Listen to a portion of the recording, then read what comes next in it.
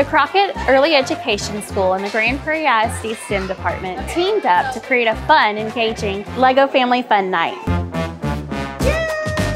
The purpose of tonight is for students and families to come together and have an opportunity to explore STEM concepts hands-on.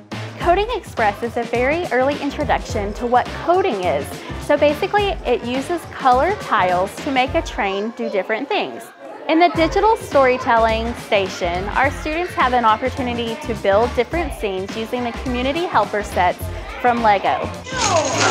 We're hoping that after tonight, our students and families continue the learning at home and know that learning STEM can be everywhere and that it's fun.